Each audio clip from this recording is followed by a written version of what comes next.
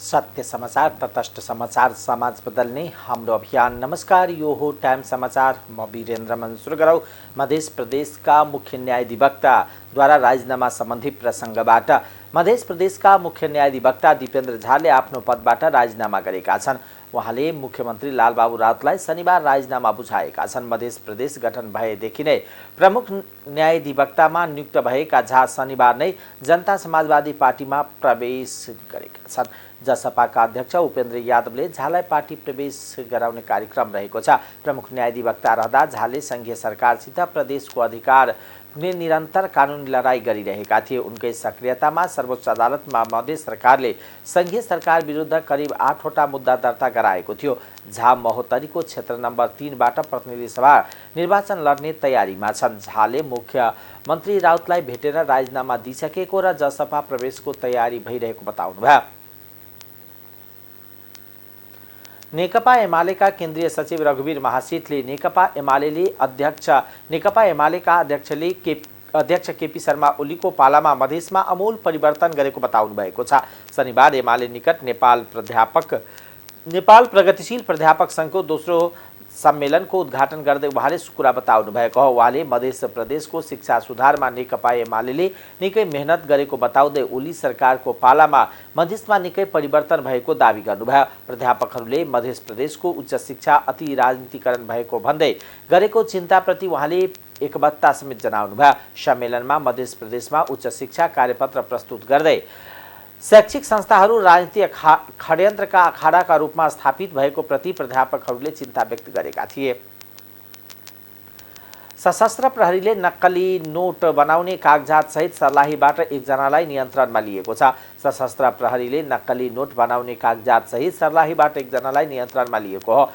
पक्राउ पर्नेमा नुवाकोटको ककनी गाउँपालिका 32 वर्षका हीरामान लामा रहेका छन्। प्रहरीले नगद 40,000 रुपैयाँ र 100 दरका नक्कली नोट बनाउने 69 बन्डल कागज बरामद गरेको हो भने पक्राउ परेका लामाको साथबाट 17,000 नगद, माछापुच्छ्रे बैंकको 30,60,000 एक थान चेक, ग्लोबल IME बैंकको चेक, पासपोर्ट, बिल बुक र मोबाइल एक थान, 2 थान ATM कार्ड र नागरिकता बरामद गरिएको हो। यस सम्बन्धमा थप अनुसन्धान भइरहेको छ।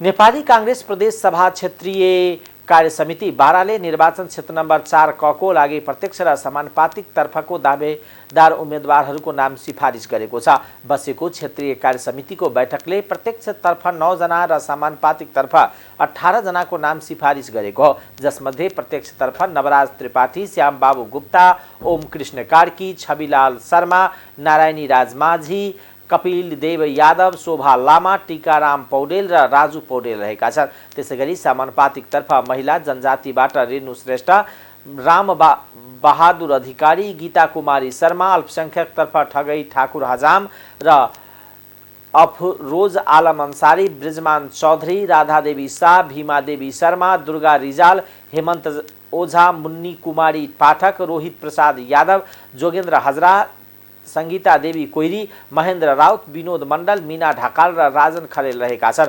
अधिकतम 3 जना नाम सिफारिस गर्नुपर्ने कानुनी व्यवस्था भए पनि आकांक्षी उम्मेदवारको संख्या अधिक भएका कारण बैठकले प्रत्यक्ष तर्फ 9 जना र समानुपातिक तर्फ 18 जनाको नाम सिफारिस गर्नु परेको 4 का क्षेत्रीय सभापति सुमन कुमार भट्टराईले जानकारी दिनुभयो। टिकट पाउने एउटाले हो के गर्ने पार्टीका साथीहरू रिसाउँछन् भनेर आकांक्षी सबैको नाम पठाइदिएको हो सभापति भट्टराईले बताउनुभयो। प्रदेश सभा सदस्य उम्मेदवारका लागि 10 वर्ष पार्टीमा क्रियाशील सदस्य हुनुपर्ने मापदण्ड छ, तर कतिपय दावेदारहरूको न्यूनतम मापदण्ड समेत पुगेको देखिँदैन।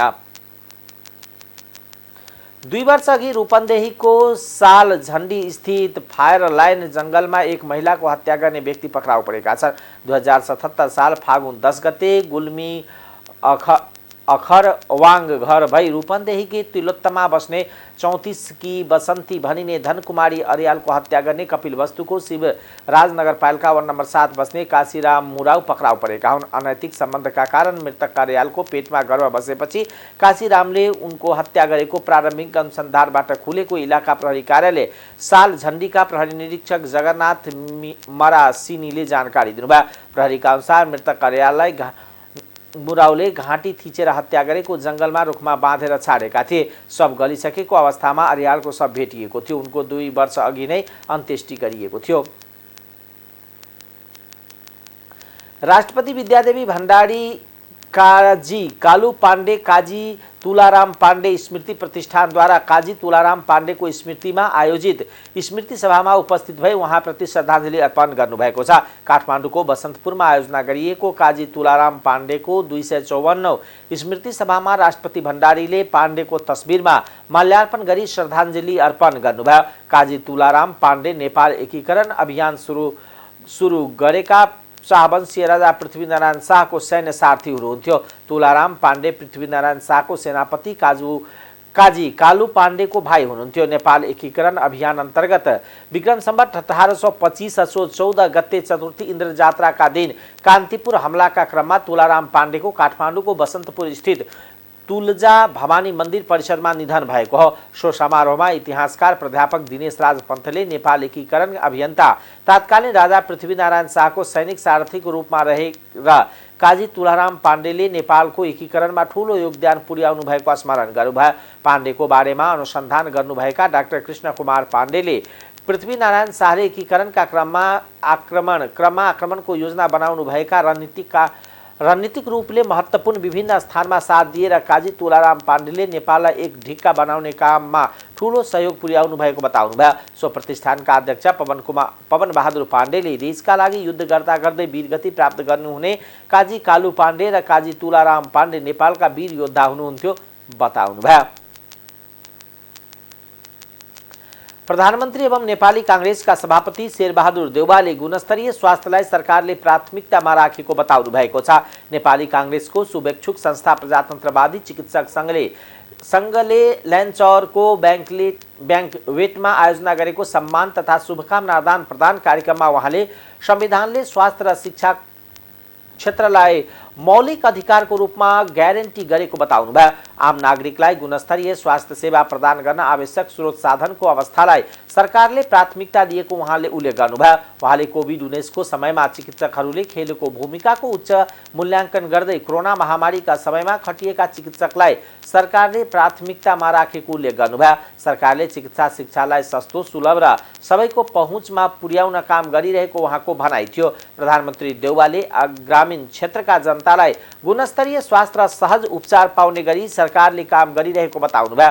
प्रतिनिधि सभा र प्रदेश सभा निर्वाचन नजिकिएको उल्लेख गर्दै उहाँले निर्वाचनमा कांग्रेसको पक्षमा जनमत सिर्जना गर्न प्रजातन्त्रवादी चिकित्सक संघको महत्त्वपूर्ण भूमिका हुने बताउनुभयो। सरकारले निर्वाचन निष्पक्ष भयरहित वातावरणमा सम्पन्न गर्न लागेको उहाँले बताउनुभयो। सफलताका साथ सम्पन्न भइसके मुलुकको अहिले प्रदेश तथा जनप्रति सभाको निर्वाचनको सङ्घालमा छ देश। नेपाली कांग्रेसको नेतृत्वमा गठित सरकारले आगामी चुनाव निष्पक्ष भयरहित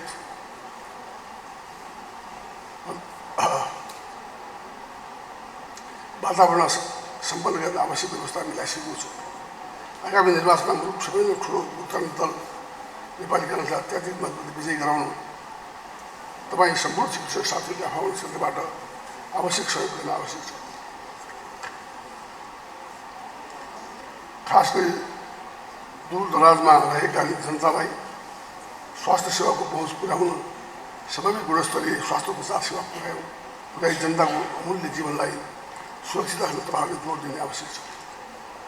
स्वास्थ्य सेवा अहिलेको सेवाभावबाट भन्दा पनि मुनाफाबाट बढी प्रेरित सुशासित हुन थालेको छ।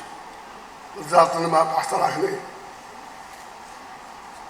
चिकित्सकहरूले आफ्नो चिकित्सा पेसालाई अघि बढाउँदा यसलाई व्यवसायको रूपमा मात्र नहेरी यसलाई जनताको सेवाको रूपमा हेर्न आग्रह गर्न चाहन्छु। र अहिले वास्तव गर्ने भने चिकित्सकहरूले कोभिड-19 को विरुद्ध लड्दाखेरि धेरैले ज्यान गुमाएका छन् र WHOले पनि नेपाललाई तारिफ गरेको छ, धन्यवाद दिएको छ। नेपालको रेकर्ड तुलनात्मक सबभन्दा राम्रो भनेर मानिएको छ। नेपालको संविधानले ग्रहण गराउन कटिबद्ध पनि छ। विभिन्न कार्यक्रम विभिन्न स्वास्थ्य सेवा महँगो हुँदा ग्रामीण विभिन्न क्षेत्रका जनताले समयमै उपचार नपाई कष्टपूर्ण जीवन व्यतीत गर्नुपर्ने हुन्छ अथवा स्वास्थ्य सेवा सुरक्षा राख्ने ठुलो। कार्यक्रममा कांग्रेस नेता डाक्टर शेखर कोइरालाले स्वास्थ्य क्षेत्रलाई सरकारले प्राथमिकतामा राख्न नसकेको गुनासो गर्नुभयो। नेता कोइरालाले कुनै पनि देशलाई समृद्ध बनाउनका लागि स्वास्थ्य र शिक्षामा बजेट पर्याप्त मात्रामा उपलब्ध गराउनुपर्ने बताउनुभयो। जनतासँग प्रत्यक्ष जोडिएका स्वास्थ्य र शिक्षा मन्त्रालयलाई आगामी दिनमा कांग्रेस आफैले राख्नुपर्ने उहाँको भनाइ थियो। बताउन सक्नुपर्छ भन्ने मलाई लाग्छ। नेपालको अहिलेको बजेटमा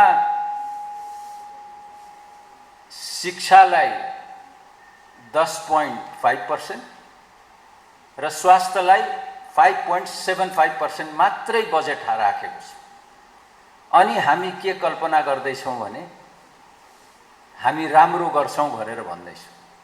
शिक्षा र स्वास्थ्य कुनै पनि देशको समृद्धिको कुरा गर्दा इन्फ्रास्ट्रक्चरहरू त बनाउनै पर्छ, त्यो सब गर्न जरुरी छ। तर शिक्षा र स्वास्थ्यलाई नेग्लेक्ट गरेर अगाडि जान थाल्यौँ भने परिस्थिति भयावह भएर जान्छ। कांग्रेस उपसभापति धनराज गुरुङले मुलुकको हरेक आन्दोलनको नेतृत्व कांग्रेसले गरेको उल्लेख गर्दै समृद्ध नेपालको नेतृत्वका लागि आगामी निर्वाचनमा पार्टीलाई पहिलो बनाउनु पर्ने धारणा राख्नुभयो। आएको छ सुझाव, किन मागपत्रै आएको छ कि आउने निर्वाचनमा डाक्टर साहबहरूलाई पनि खुलदुली मचिएकै होला।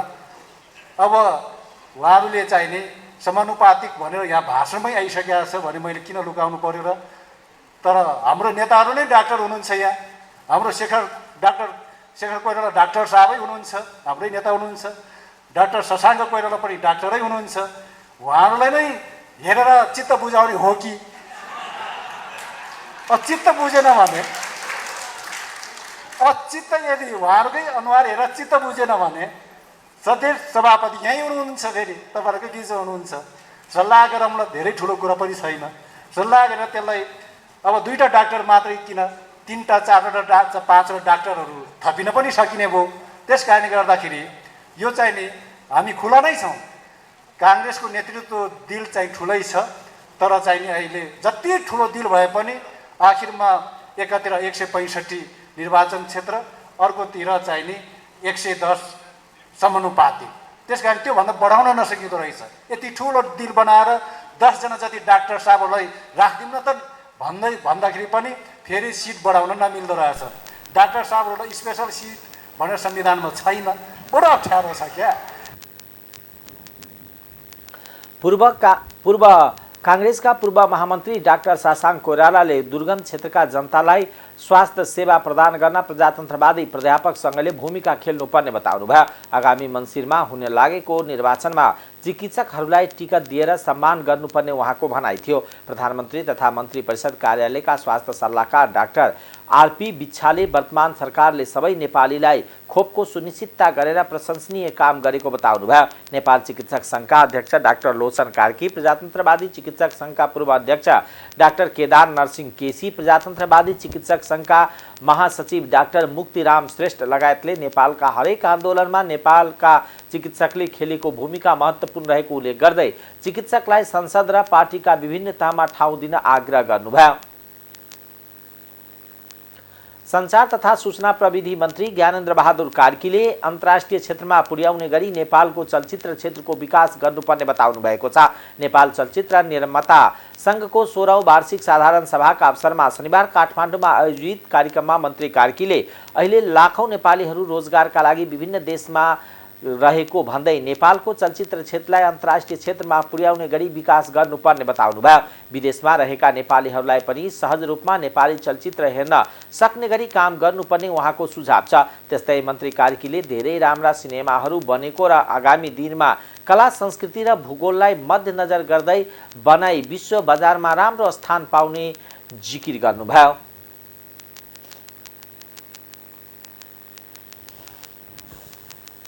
उनले त्यहाँ काम गर्छ, म आफैले पनि अनुभव गरेको छु। म जर्मनीमा पढ्न जाँदाखेरि दिनभरि पढिसकेर आएर 2टा नेपाली गीत सुन्दा मात्रै पनि नयाँ किसिमको ऊर्जा भएको फिल गर्छु। त्यस्तै हामीले यो क्षेत्रलाई उहाँहरूलाई पनि ध्यानमा राखेर हामीले सिनेमाहरूको निर्माण गर्न सक्यौँ भनेदेखि त्यहाँ पनि हाम्रो ठुलो बजार छ भन्ने मलाई लाग्छ। त्यतातर्फ पनि तपाईँहरूको ध्यान जान जरुरी छ। हाम्रा धेरै राम्रा सिनेमाहरू बनेका छन् र अहिले सूचना र प्रविधिको तीव्रतर विकासले गर्दा संसार नै एउटा गाउँको गाउँ जस्तोमा परिणत भएको छ। यी कुरालाई ध्यानमा राखेर हामीले बनाउने हाम्रो कला, संस्कृति र भूगोललाई प्रतिनिधित्व गर्दै बनाउने हाम्रो सिनेमाहरूले हामी आशा गर्छौँ भोलिको दिनमा विश्व बजारमा पनि यो बित्न सक्छ। नेपाली भाषालाई तपाईहरु आफै जान्नुहुन्छ, डबिङ गरेर जुनसुकै भाषामा बनाउन सक्छ। यी सबै कुरामा यहाँ उपस्थित हुनुभएका स्थापित व्यक्तित्वहरू हुनुहुन्छ, तपाईहरुको ध्यान अवश्य पनि गएको छ। कार्यक्रममा विभिन्न व्यक्तिहरूलाई सम्मान गरिएको थियो। प्रतिनिधि सभाका उपसभामुख पुष्पा भूषालले भ्रष्टाचार मुक्त समाज र भ्रष्टाचार मुक्त अर्थतन्त्र नभएसम्म देशले विकासको गति लिन नसक्ने बताउनु भएको छ। उहाँले भ्रष्टाचारमा मुक्त समाज जबसम्म हामी बनाउँदैनौँ, भ्रष्टाचार मुक्त अर्थतन्त्र जबसम्म हामी बनाउँदैनौँ, तबसम्म हामीहरू राष्ट्रप्रति पनि गद्दारी गरिरहेका हुन्छौँ। आम नेपाली जनताले पसिनाले तिरेका करलाई मुलुकको विकास र समृद्धिका लागि लगानी गर्ने कार्य अगाडि बढाउन पत्रकारहरूको भूमिका महत्त्वपूर्ण हुने भन्दै भ्रष्टाचार मुक्त समाजको निर्माणमा राष्ट्रको चौथो अङ्गका रूपमा रहेको पत्रकारले भूमिका खेल्नुपर्ने बताउनुभयो। नेपाल पत्रकार महासंघ अर्घाखाँची शाखाले उपसभामुख भूषालको सम्मान तथा पत्रकार भेटघाट कार्यक्रमलाई सम्बोधन गर्दै उहाँले विकास यो वा त्यो दलको होइन, जिल्लामा यस्ता विकासले मान्यता दिनुपर्छ जुन विकास घर घरमा पुग्ने र जनजनले छुने किसिमको हुनुपर्छ। हामीले ल्याएको विकास घरभित्र पस्नु पर्यो। विकासको परिणाम एउटा गरिब जनताको गरिबीको रेखा मुनि रहेको जनताको घरभित्र छुन पाउनुपर्छ। अहिले विकासको आवश्यकता रहेको बताउनुभयो। अर्घाखाँचीभित्रका जनतालाई जिल्लामै बसेर भविष्य सुनिश्चित कसरी गर्न सकिन्छ भन्ने उद्देश्यका साथ बजेट विनियोजन गर्नुपर्ने उहाँको भनाइ छ। बाँदर र बँदेलको आतंकबाट ग्रसित भएर गाउँमा बस्ने कि नबस्ने भन्ने दोधारमा रहेका किसानका लागि सरकारले नीति बनाएर काम गर्नुपर्ने बताउनुभयो। नेकपा माओवादी केन्द्रका अध्यक्ष पुष्पकमल दाहाल प्रचण्डले विकास र समृद्धिका सन्देश दिने आफ्नो संकल्प रहेको बताउनु भएको छ। नेपाल विद्युत प्राधिकरणले भरतपुरमा सुरु गर्न लागेको वितरण प्रणाली भूमिगत तथा सुदृढीकरण कार्यको शिलान्यास गर्नुहुँदै अध्यक्ष दाहालले संकल्पमा जनताको निरन्तर सहयोग रहने कुरा आफू विश्वस्त रहेको बताउनुभयो। भूमिगत विद्युतीकरणले जनताको सुरक्षा र नगरको सौन्दर्यता बढाउने उहाँको भनाइ थियो। भरतपुर महानगरपालिकाका प्रमुख रेणु दाहालले महानगरपालिकाको प्रयास र समन्वयका कारण छिटो काम सुरु भएको भन्दै ठेकेदार कम्पनीलाई समयमा काम सम्पन्न गर्न आग्रह गर्नुभयो। अवसरमा नेपाल विद्युत प्राधिकरणका कार्यकारी निर्देशक गोलमान घिसिङले परियोजनाको काम 2 वर्षमा सम्पन्न गर्ने गरी काम गर्नुपर्नेमा जोड दिनुभयो। प्राधिकरणले अहिले 16 अर्ब नाफा गरेको उहाँले जानकारी दिनुभयो। अहिले दैनिक 10 करोडदेखि 12 करोडसम्म बिजुली बेचिरहेको उहाँको भनाइ थियो। भरतपुर महानगरपालिकाका उपप्रमुख चित्र सेन अधिकारीले परियोजनाका कारण नगरवासीलाई गुणस्तरीय सेवा दिन सहज हुने बताउनुभयो। भरतपुरका पुलचोकबाट गोडेन्द्रसम्मको 6 लेन सडक र बाइपास सडकमा भूमिगत जल विद्युतीकरण गर्न लागि हो। निर्माणको जिम्मा भारतको टाटा प्रोजेक्ट लिमिटेडलाई दिएको छ। उक्त कम्पनीले भरतपुर र पोखरामा भूमिगत विद्युतीकरणको काम गर्नेछ। ठेक्काको रकम 2 अर्ब 50 करोड हाराहारी रहेको आयोजनाले जनाएको छ। भरतपुर बाइपास सडकको पुरै 6 लेनको पुलचोकबाट केन्द्रीय बस टर्मिनलसम्म सबैतिर भूमिगत गर्नेछ। बस पार्कबाट गोदेन्द्रसम्मको 33 केबीलाई मात्र पहिलो चरणमा भूमिगत गरिनेछ। सम्झौतामा काम गर्दा खनिएका सडक मर्मत गर्नुपर्ने उल्लेख छ। सन् 2024 जनवरीसम्म काम सम्पन्न गर्नुपर्नेछ। भरतपुरका दुई सडक गरी 11 किलोमिटर क्षेत्रमा विद्युत भूमिगत गर्न लागि एसियाली विकास बैंकको सहयोगमा प्राधिकरणले यो आयोजना अघि बढाएको हो। लोसपाका केन्द्रीय सदस्य नरेन्द्र अग्रवाल राप्रपामा प्रवेश गरेका छन्। झापा र मोरङमा हुने विभिन्न कार्यक्रममा सहभागी हुन विराटनगर पुगेका राप्रपा अध्यक्ष राजेन्द्र लिङदेलले अग्रवाल सहित 3 दर्जन व्यक्तिलाई राप्रपामा प्रवेश गराएको राप्रपाले जनाएको छ। 2 दिनअघि कलाकारलय संग्रौला नेपालका लागि नेपाली अभियानकी सहमहामन्त्री आर्जु थापा सहित नेकपा एमाले संगठित सदस्य राजकुमार केसीलाई पनि राप्रपामा प्रवेश गराएको अध्यक्ष लिङदेल चुनाव केन्द्रित गतिविधिमा सहभागी हुन गृह जिल्ला पुगेका हुन्। नेकपा एमालेका अध्यक्ष एवं पूर्व प्रधानमन्त्री केपी शर्मा ओलीले आगामी मङ्सिर 4 गते निर्वाचनमा धाँधली भए प्रतिवादमा उत्रिन नेता तथा कार्यकर्तालाई निर्देशन दिनुभएको छ। शनिबार सुनसरीको दुहबीमा आयोजित पार्टी प्रवेश कार्यक्रमलाई सम्बोधन गर्दै अध्यक्ष ओलीले गठबन्धनका सरकारले प्रहरी प्रशासनको बलमा चुनावमा धाँधली गर्न सक्ने भन्दै नेता तथा कार्यकर्तालाई सचेत गराउनुभयो। सुनसरी क्षेत्र नम्बर 3 बाट नेपाली कांग्रेसका नेता विजय गछदारसँग पराजित भएकी एमाले नेत्री भगवती चौधरीको प्रसङ्ग कोट्याउँदै अध्यक्ष ओलीले चुनावमा धाँधली गर्न सक्ने भन्दै त्यसको प्रतिवादमा उत्रिन तयार रहनुपर्ने बताउनुभयो। उहाँले यसभन्दा अघि दुई पटकसम्म नेकपा एमाले जितेको उक्त क्षेत्र प्रहरी प्रशासन लगाएर राज्य शक्तिको दुरुपयोग गरेको र बाकस साटेर हार घोषणा गराइएको दाबी गर्नुभयो। अध्यक्ष ओलीले नेकपा एमाले गठौला जस्तो नभएको भन्दै 2वटा दाँत भएको जस्तो डस्न तयार हुनुपर्ने बताउनुभयो। उहाँले बुथ कब्जा गर्ने खोज्नेलाई आफ्नो मतको र जनताको अभिमतको रक्षा गर्न तयार हुन निर्देशन दिनुभयो। उहाँले मङ्सिर 4 गते नेकपा एमाले बहुमतको सरकार बनाउने दाबी गर्नुभयो। नेकपा एमाले बहुमतको सरकार बनाउनु पर्ने आवश्यकता रहेको जिकिर गर्दै गठबन्धन सरकारले 1 वर्षमा नै देशलाई कंगाल बनाएको आरोप लगाउनुभयो। उहाँले अघिल्लो सरकारले ल्याएको आयोजनाहरू कटौती गरेर बेहाल बनाएको दाबी गर्नुभयो। उहाँले जातलाई भिडाएर आफ्नो दुनो सोझ्याउने प्रयास भइरहेको बताउनुभयो। अध्यक्ष ओलीले मङ्सिर 4 गते हुने निर्वाचनमा देश जनता लोकतन्त्र राष्ट्रियता स्वाधीनता स्वतन्त्रताले हार्नु नहुने बताउनुभयो। उहाँले सरकारमा रहेका दल त्यागेर अहिले नेकपा एमाले प्रवेश गर्नेको लहर चलेको बताउनुभयो।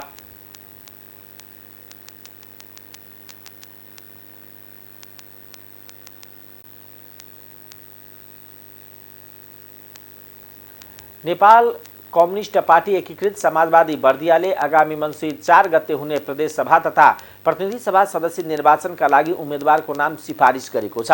पार्टीले जिल्लाका 2 संघीय र 4 प्रदेशका लागि महिला सहित प्रत्यक्ष तथा समानुपातिक उम्मेदवारको नाम सिफारिस गरेको हो। प्रतिनिधि सभा सदस्य क्षेत्र नम्बर 1 को उम्मेदवारका लागि कोशेला सिंह ठकुरी, बखत बहादुर खड्का, दिगेन्द्र राज आलेलाई सिफारिस गरिएको नेकपा यस बर्दियाका अध्यक्ष प्रेम पोखरेलले बताउनुभयो। प्रदेश सभा सदस्यका लागि बर्दिया क्षेत्र नम्बर 1 क तर्फ डिल बहादुर केसी, यमुना विक्क र डोङ्गला थारू छन्। त्यस्तै क्षेत्र नम्बर 1 ख तर्फ प्रदेश प्रेम प्रसाद पोखरेल, कमला घिमिरे, नारायण प्रसाद चौधरी र हरिश्चन्द्र यादव मधेसी कोटाबाट सिफारिस भएका छन्। प्रतिनिधि सभा सदस्य क्षेत्र नम्बर 2 मा लोकमणि अत्रेय, विद्यानाथ झा, जुना कार्की र बसटिया थारू सिफारिस गरिएको छ। प्रदेश सभा सदस्य क्षेत्र नम्बर 2 क तर्फ दुर्गा बहादुर रिमाल, लक्ष्मीकान्त शर्मा, शान्ति चौधरी र सुशीला थापा मगर जनजाति कोटामा छन्। क्षेत्र नम्बर 2 ख बाट बम बहादुर रावल, सुजना थापा छेत्री, अग्नि प्रसाद अर्याल र पुना राम थारू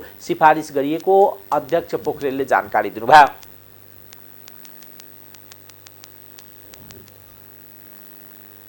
अब आर्थिक समाचार।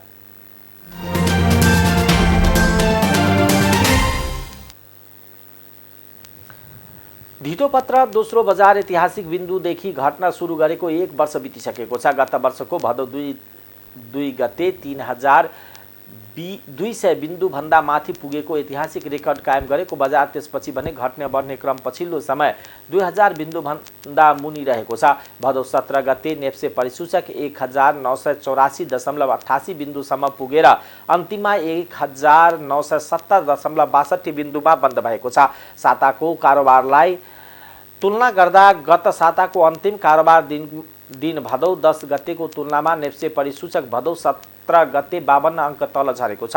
गत साताको अन्तिम कारोबार दिन नेप्से परिसूचक 2022.62 बिन्दु रहेको थियो। धितोपत्र दोस्रो बजारमा हाल 14 लाख भन्दा बढी लगानीकर्ता सहभागी भइसकेको जानकारी बजार सञ्चालक नेपाल स्टक एक्सचेन्जले दिएको छ।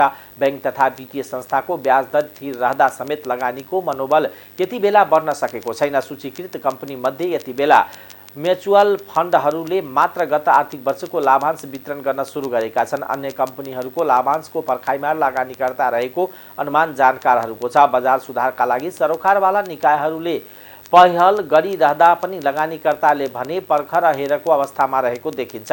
यो साता 6 कारोबार दिनमा 4 दिन बजार घटेको छ भने 2 दिन बजार बढेको छ। नेप्से परिसूचक घटेसँगै सूचीकृत कम्पनीहरूको सेयर मूल्यमा कमी आउँदा यो साता कुल पुँजी बजारीकरण समेत 76 अर्ब 85 करोड भन्दा बढीले घटेको छ। गत साता 29 खर्ब 3 अर्ब 49 करोड 57 लाख रहेको कुल बजार पुँजीकरण यो साता 28 खर्ब 26 अर्ब 64 करोड 62 लाखमा झरेको छ। गत साता भन्दा यो साता 2 अर्ब 9 करोड 10 लाख भन्दा बढीको 48,48,689 किता कम धितोपत्र खरिद बिक्री भएको छ। गत साता 9 अर्ब 64 करोड 54 लाख भन्दा बढीको 2 करोड 61 लाख 2,467 किता धितोपत्र खरिद बिक्री भएकोमा यो साता 7 अर्ब 55 करोड 43 लाख भन्दा बढीको 2 करोड 12 लाख 53,778 किता मात्र धितोपत्र खरिद बिक्री भएको हो। अब अन्तर्राष्ट्रिय समाचार।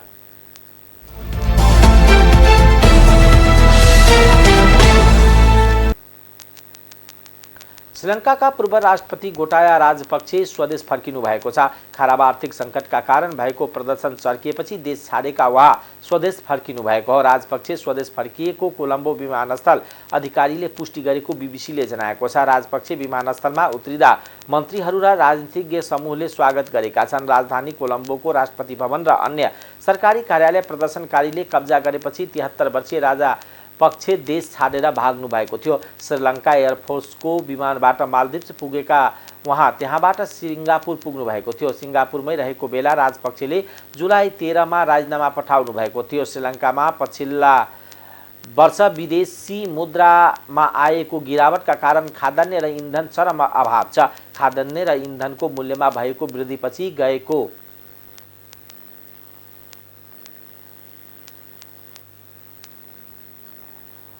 गएको अप्रिलमा आन्दोलन सुरु भएको थियो।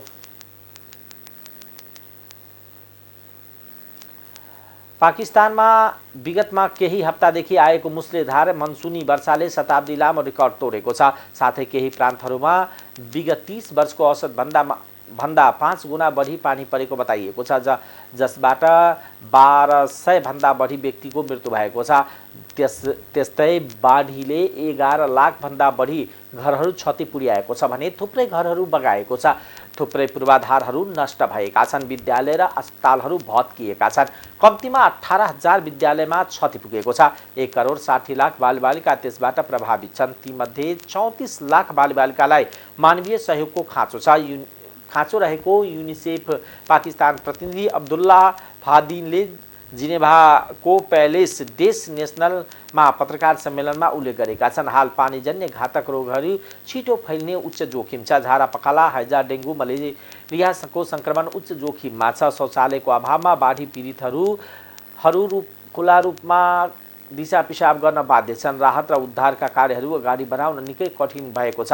करिब 160 पुलहरू र 5000 किलोमिटर सडक खण्ड क्षतिग्रस्त भएका छन्। 35 लाख एकड बाली प्रभावित भएको छ भने लगभग 8 लाख पशुहरू मरेका छन्। कठिनताका बावजुद उद्धार र राहत कार्य भने जारी रहेको युनिसेफले बताएको छ। युनिसेफका प्रतिनिधिले चिकित्सा उपकरण, अत्यावश्यक औषधि, खोपहरू, सुरक्षित पिउने पानी, स्वच्छता किटहरू, लामखुट्टे विरुद्धका उपायहरू, डेलिभरी किटहरू उपलब्ध गराउन जारी राख्नका लागि यो कोष स्रोतहरूको तुरुन्त आवश्यकता रहेको बताएका छन्। पाकिस्तानको पश्चिमी हेरात प्रान्तको राजधानी हेरात शहरमा रहेको मस्जिदमा शुक्रबार भएको विस्फोटमा परि कम्तीमा 18 जनाको मृत्यु भएको छ। 23 जना घाइते भएका छन्। हेरात शहरको गाजरगाह मस्जिद बाहिर शुक्रबार भएको विस्फोटमा प्रमुख धर्मगुरु मौलवी मुजीब रहमान अंसारी र उनका भाइ हबीब रहमान अंसारी सहित 18 व्यक्तिको मृत्यु भएको छ भने अन्य 23 जना घाइते भएको प्रान्तीय प्रशासनका प्रवक्ता मौलवी हमिदुल्लाह मत वाकिलले पत्रकारहरूलाई बताउनु भएको छ। विस्फोटको जिम्मेवारी हालसम्म कुनै समूह वा व्यक्तिले लिएको छैन र रसौली र सो आक्रमणमा शत्रुहरूको हात रहेको बताए पनि कुनै विशेष समूहको नाम भने उल्लेख गरेका छैनन्। टाइम्स समाचार अहिलेको लागि यति नै। हेर्दै गर्नुहोला टाइम्स टेलिभिजन। नमस्कार।